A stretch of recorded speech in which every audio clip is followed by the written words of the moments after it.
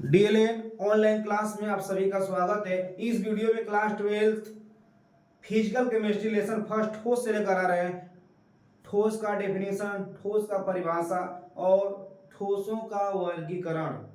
तो ठोस का डेफिनेशन हम बता चुके हैं। ठोस प्रावस्था द्रव्य या पदार्थ की वह अवस्था है जिसमें घटक कण के रूप में या संरचनात्मक इकाई के रूप में कौन हो सकता है? परमाणु अणु या आयन हो सकते हैं। तो ठोस प्रावस्था द्रव्य की वह अवस्था है जिसमें संरचनात्मक इकाई अणु, परमाणु या आयन जालक में समृद्ध संकुलित होते हैं।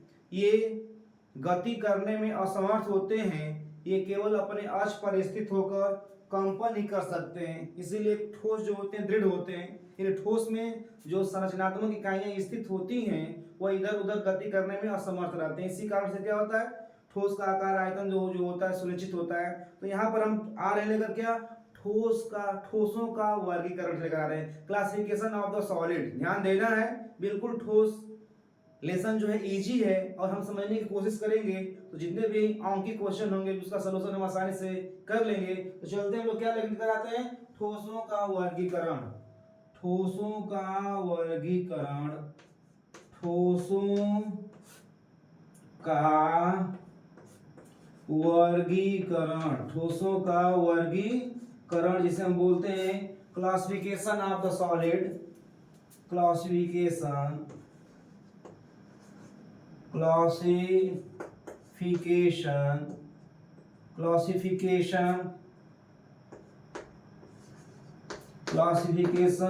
Of the solid. Classification of the solid में हमको ध्यान देना है। ठोसों को मुख्यतः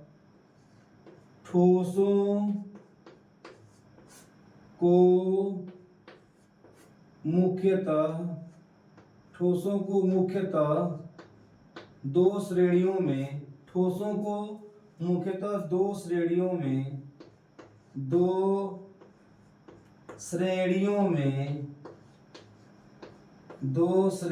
में वर्गीकृत किया जाता है। वर्गीकृत किया जाता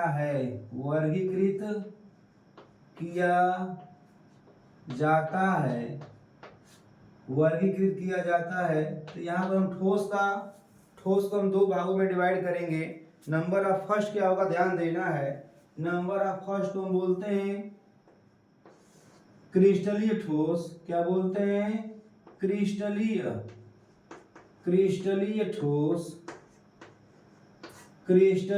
ठोस। इसे हम बोलते हैं क्रिस्टलाइन सॉलिड बोलते हैं। क्या बोलते हैं? Crystalline solid. क्रिस्टलाइन सॉलिड बोलते हैं। क्रिस्टलाइन सॉलिड है। और नंबर ऑफ सेकेंड जो होगा उसे हम बोलते हैं अक्रिस्टलीय ठोस। नंबर 2 में क्या होगा? अक्रिस्टलीय ठोस। अक्रिस्टलीय ठोस जिसे हम बोलते हैं एमॉर्फस सॉलिड बोलते हैं। क्या बोलते हैं? Amorphous solid. एमॉर्फस सॉलिड के नाम से हम इसे जानते हैं। तो ये ठोसों का दो श्रेणियां हमको देखने को मिला। अब ये ध्यान देना है कि क्रिस्टलीय ठोस क्या होता है। तो ध्यान देना है क्रिस्टलीय ठोस। नंबर फर्स्ट में लेते हैं हम लोग क्या, क्रिस्टलीय ठोस का डेफिनेशन देंगे और समझाएंगे। ध्यान देना है क्रिस्टलीय ठोस।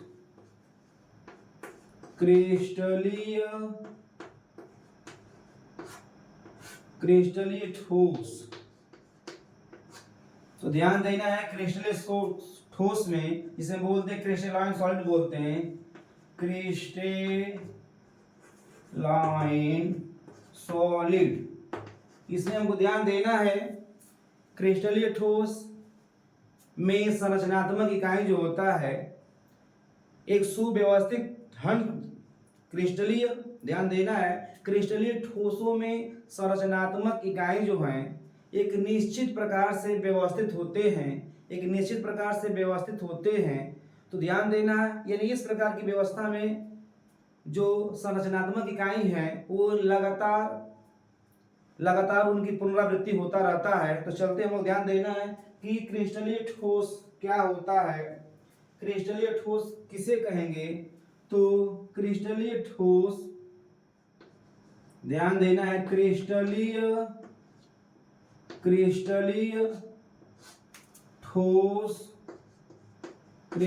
ठोस में संरचनात्मक इकाई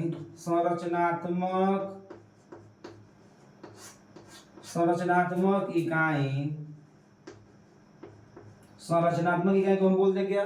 कांस्टिट्यूएंट पार्टिकल बोलते हैं। संरचनात्मक इकाई परमाणु, अणु या आयन। संरचनात्मक इकाई परमाणु, एटम, अणु, मॉलिक्यूल या आयन, जिसे हम बोलते हैं आयन। तो यानी क्रिस्टलीय ठोस में संरचनात्मक इकाई परमाणु, अणु या आयन निश्चित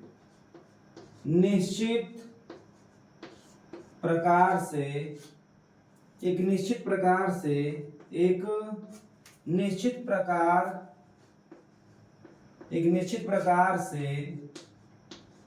व्यवस्थित होते हैं,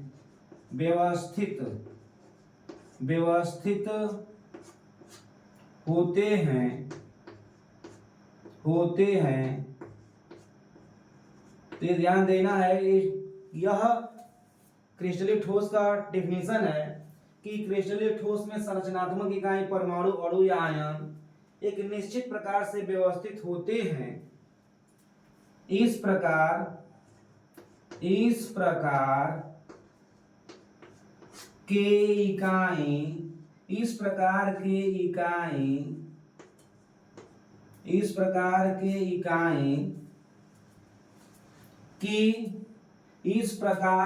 इकाई की लगातार पुनरावृत्ति होता है।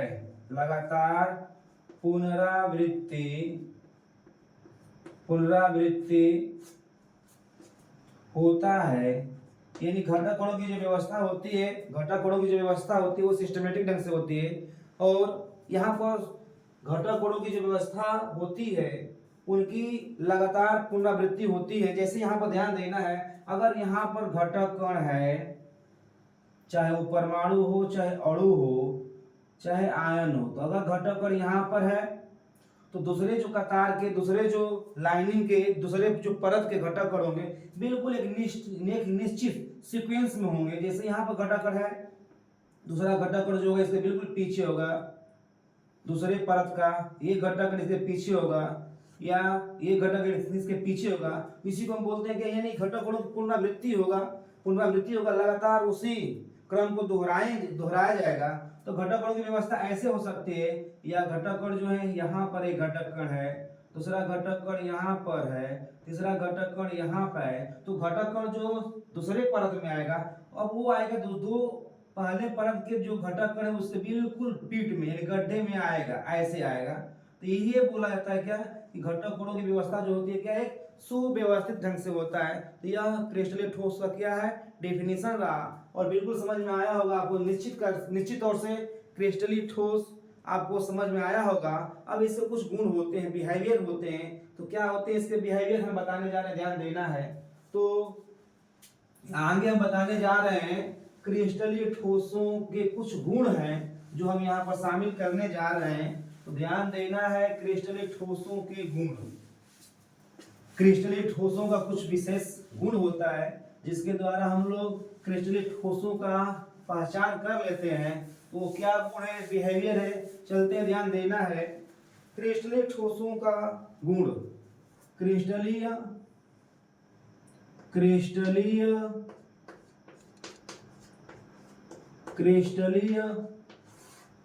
ठोस का गुण यहां पर ध्यान देना है। Character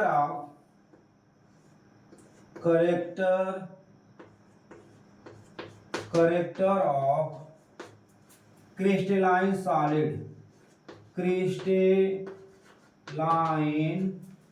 solid. यहाँ पर हमको क्रिस्टलीय ठोसों के कुछ बिहेवियर को दिखाना है, तो ध्यान देना है। नंबर फर्स्ट, क्रिस्टलीय ठोस नंबर 1 में हम लोग चलते हैं, ध्यान देना है। क्रिस्टलीय ठोसों का ज्यामिति अभिविन्यास जो होता है सुनिश्चित होता है। तो पहले कैरेक्टर में लेकर आते क्या, क्रिस्टलीय ठोस, क्रिस्टलीय ठोस, क्रिस्टलीय ठोसों का ज्यामितीय अभिविन्यास, ज्यामितीय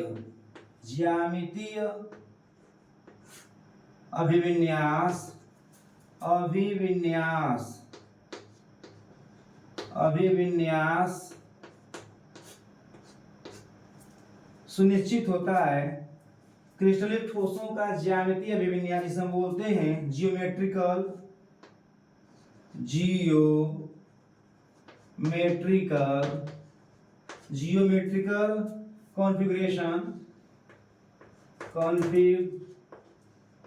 कॉन्फ़िगरेशन बोलते हैं। तो ये क्या है, क्रिस्टलीय ठोसों का ज्यामितीय अभिविन्यास सुनिश्चित होता है,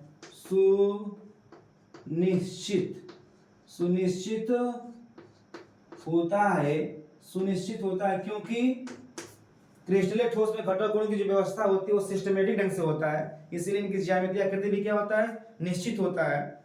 नंबर टू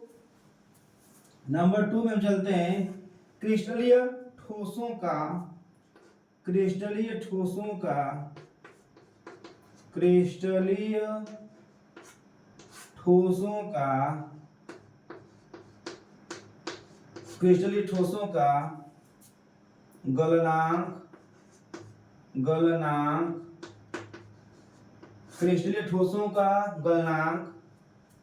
निश्चित होता है, तीक्ष्ण होता है, ध्यान देना सॉरी।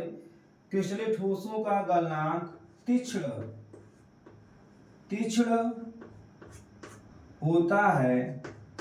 होता है, जिसे हम बोलते हैं क्या, ए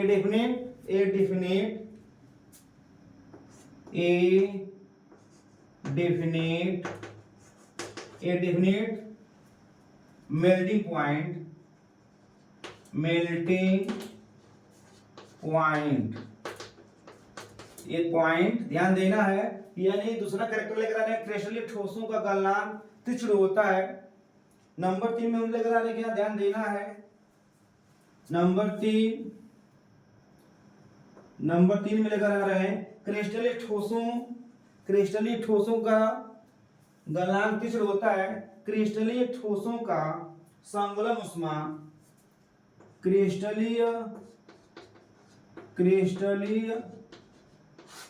ठोसों का संगलन ऊष्मा,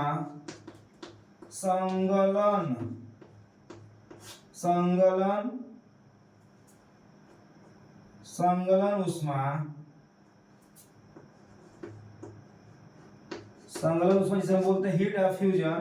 क्या बोलते हैं, हीट ऑफ फ्यूजन।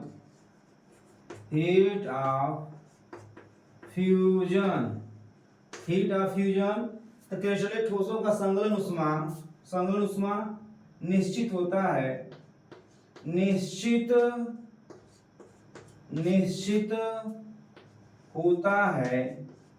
ये तीसरा कैरेक्टर रहा।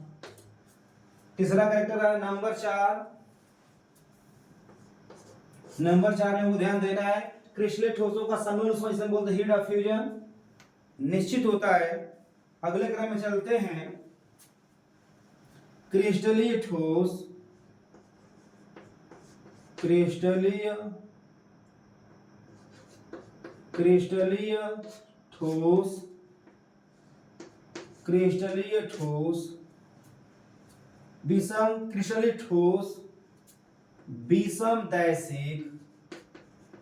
विषम दैसिक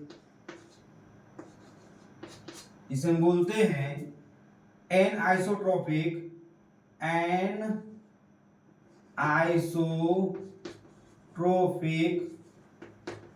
एनआइसोट्रोपिक क्रिस्टलीय ठोस विषमदैशिक प्रकृति के होते हैं, प्रकृति के होते हैं, प्रकृति के होते हैं, अर्थात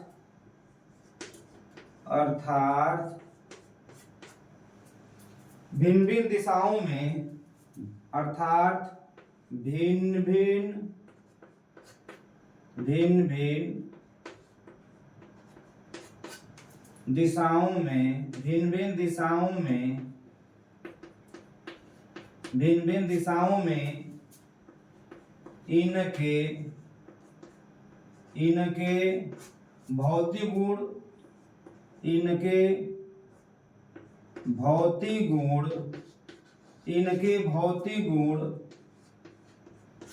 भिन्न भिन्न होता है, भिन्न होता है। तो ये रहा क्या, ये रहा क्रिस्टलीय ठोस के कुछ गुण है। अब एग्जांपल लेकर आते हैं, ध्यान में देना है क्रिस्टलीय ठोस के एग्जांपल क्या है। एग्जांपल में हम लोग क्रिस्टलीय ठोस के हम लोग एग्जांपल लिखने जा रहे हैं, ध्यान देना है। एग्जांपल में हम लोग इस तरह के ठोस में कौन आ जाएगा, जैसे एग्जांपल में ले रहे हैं हम लोग C12 S22 O11, ये है आपका सुक्रोस है, क्या है सुक्रोस या चीनी, सुक्रोस कामा पोटास एलम,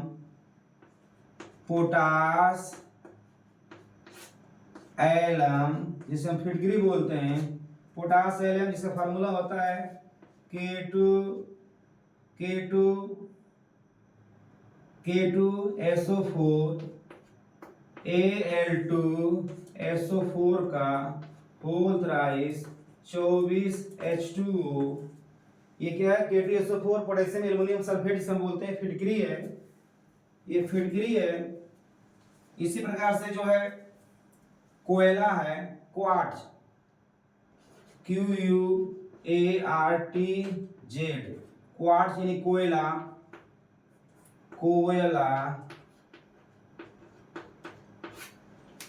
कोयला, डायमंड हीरा,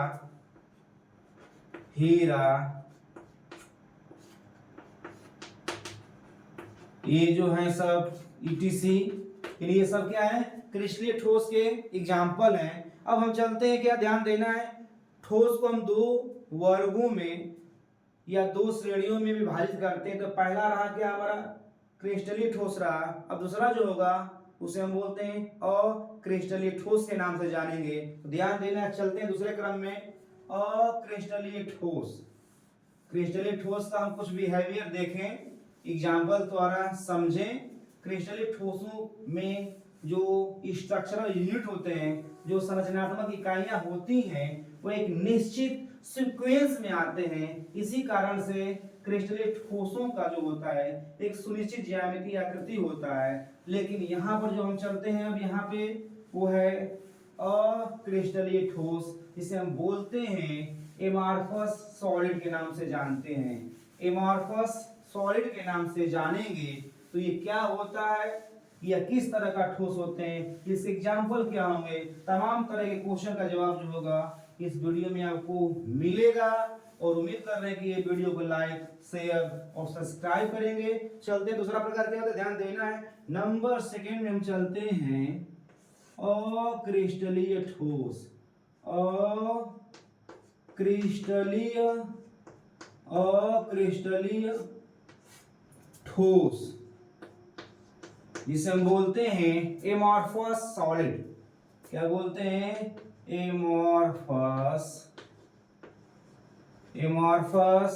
सॉलिड। एमॉर्फस सॉलिड में हम लोग को ध्यान देना है, या ठोसों का जो दूसरा क्रम होगा, इसमें घटक कणों की या स्ट्रक्चरल जो यूनिट्स होते हैं वो किस सीक्वेंस में आते हैं। तो ध्यान देना है,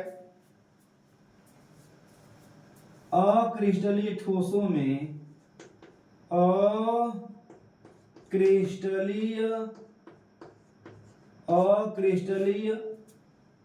ठोसों में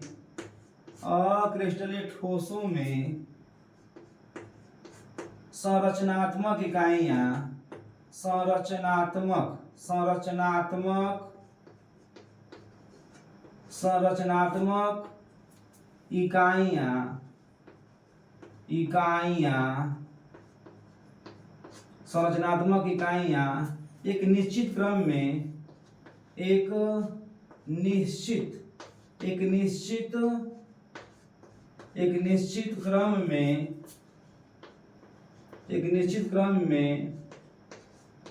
व्यवस्थित नहीं होते हैं। निश्चित क्रम में व्यवस्थित नहीं होते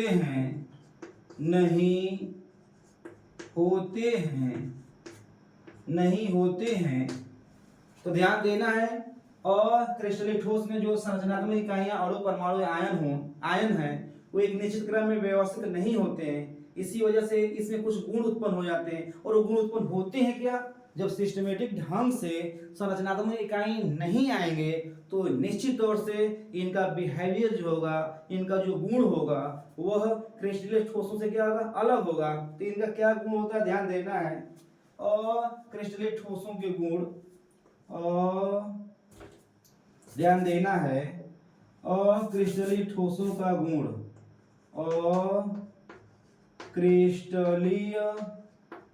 अक्रिस्टलीय ठोसों का गुण जिसे हम बोलते हैं करेक्टर ऑफ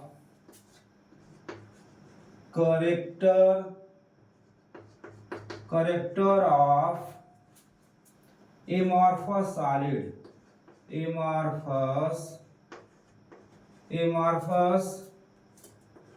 solid। तो यहाँ पर हमको ध्यान देना है, और क्रिस्टलीय ठोसों में ऐसा क्या बिहेवियर होता है, ध्यान देना है। नंबर 1,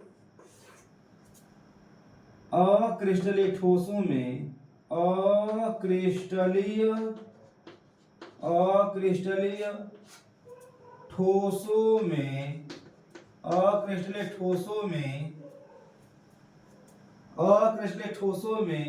अक्रिस्टलीय ठोसों का ज्यामितीय आकृति, ध्यान देना है, अक्रिस्टलीय ठोसों की ज्यामितीय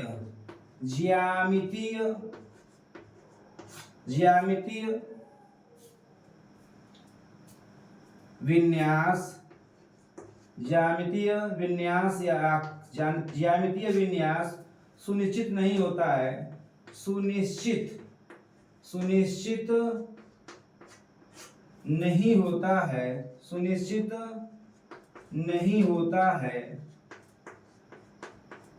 होता है। तो ये पहला कैरेक्टर रहा कि अक्रिस्टलीय ठोसों की ज्यामितीय विन्यास या ज्यामितीय आकृति जो होता है सुनिश्चित नहीं होता है, क्योंकि यहाँ पर जो संरचनात्मक इकाइयां हैं उनकी व्यवस्था जो होता है उनमें अनियमितता होता है। क्या होता है, उसमें अनियमितता होता है, रेडनेस होता है। चलते हैं नंबर 2 में हम चलते हैं। नंबर टू में हम लोग चलते हैं। अक्रिस्टलीय ठोस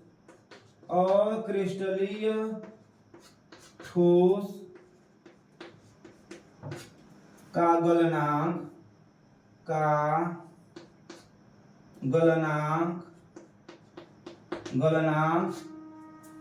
अधिक तीक्ष्ण नहीं होता है।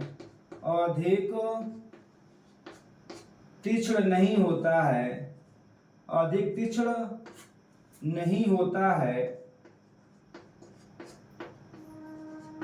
तीक्ष्ण नहीं होता है। यानी इसका हिट ऑफ मेल्टिंग पॉइंट जो होता है ज्यादा डिफरेंस नहीं, ध्यान देना है। अक्रिस्टलीय ठोसों का गलनांक अधिक तीक्ष्ण नहीं होता है, जबकि क्रिस्टलीय ठोसों का गलनांक जो था अधिक तीक्ष्ण था। नंबर 3, अक्रिस्टलीय ठोसों को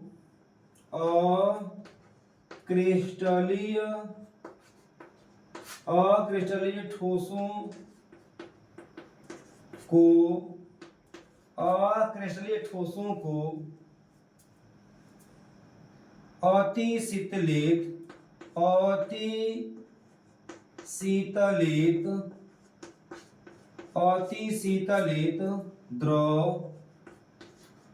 शीतलित द्रव जिसे हम बोलते हैं सुपर कूल्ड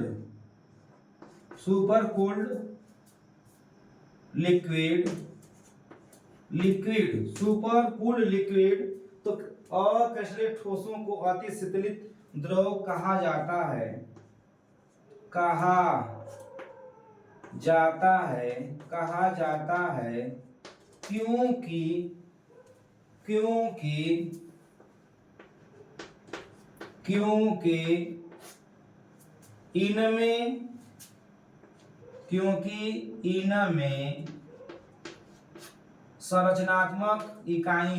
क्योंकि इनमें संरचनात्मक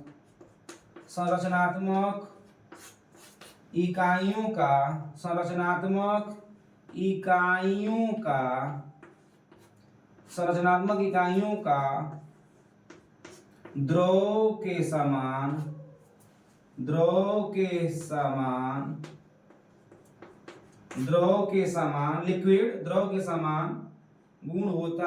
द्रव के समान गुण होता है।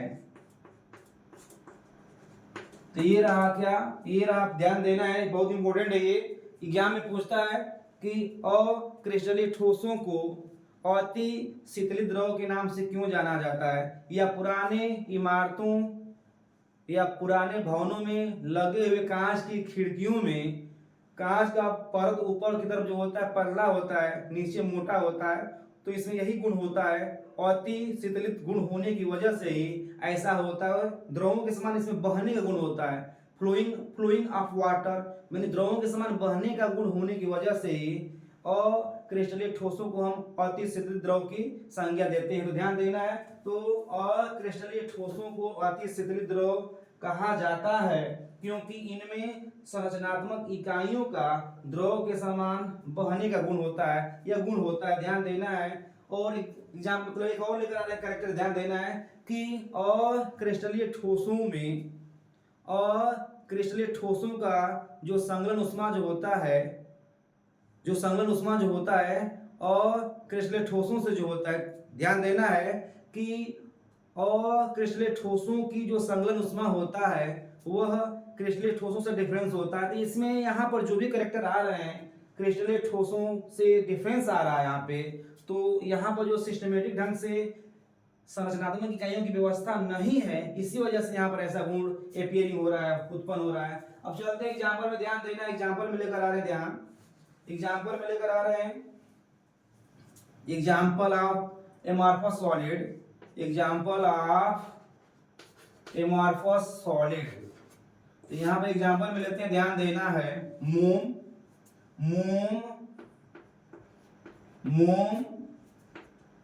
Plastic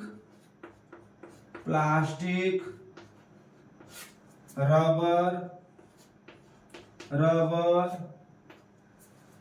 starch